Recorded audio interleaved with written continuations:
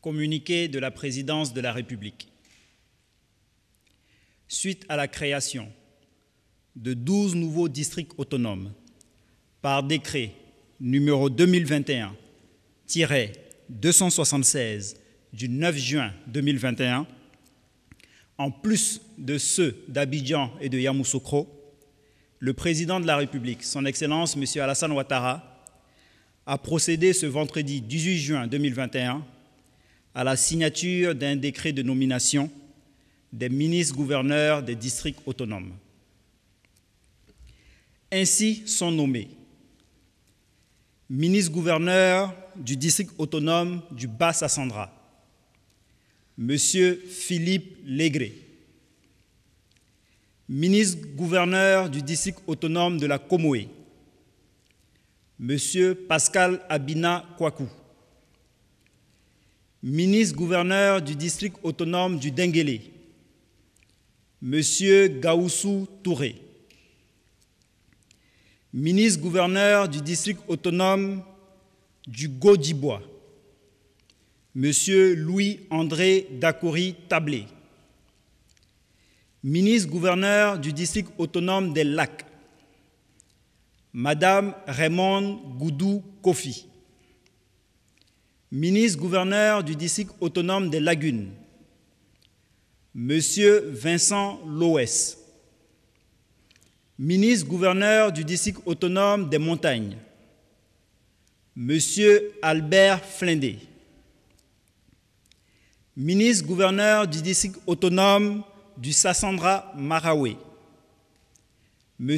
Mathieu Babo Daré, ministre-gouverneur du district autonome des Savanes, M. Issa Koulibaly, ministre-gouverneur du district autonome de la vallée du Bandama, M. Jean-Claude Kouassi, ministre-gouverneur du district autonome du Worouba, M. Moussa Dosso, ministre-gouverneur du district autonome du Zanzan, M. Souleymane Touré, ministre-gouverneur du district autonome d'Abidjan, M. Robert Mambé Begré, ministre-gouverneur du district autonome de Yamoussoukro, M. Augustin Abdoulaye Thiam Oufoué, fait à Abidjan le vendredi 18 juin 2021. Dédicace du rapport sur l'état de l'environnement marin et côtier de la Côte d'Ivoire. C'est un document élaboré par le Centre ivoirien anti-pollution avec l'appui de plusieurs partenaires techniques et financiers. Une première dans l'histoire du pays.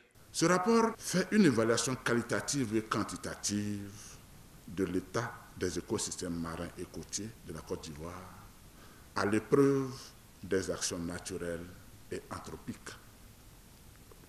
Articulé autour de 8 principaux chapitres, ce rapport est un recueil d'informations et de données sur la santé du milieu marin et des zones côtières de la Côte d'Ivoire.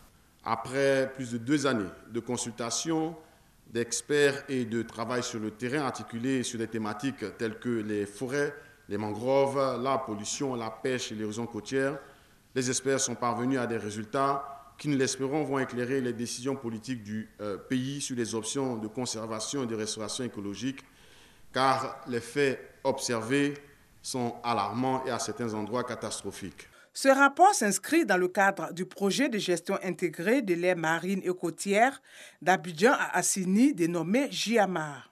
Le rapport propose 2 options de gestion, celle de l'inaction, qui privilégie que l'on continue sur les tendances actuelles, et celle du changement qui appelle une révision du système de gestion dans son ensemble. Nous sommes donc tous interpellés à faire en sorte que la zone marine et côtière ivoirienne, qui représente une zone d'intérêt stratégique à la fois sur le plan démographique, économique et environnemental, continue de soutenir le développement de ce pays, tant pour les générations présentes que futures. Cette évaluation sur l'état de l'environnement marin et côtier va servir de boussole à la Côte d'Ivoire pour la mise en place d'une politique de gestion intégrée et durable des zones marines et côtières.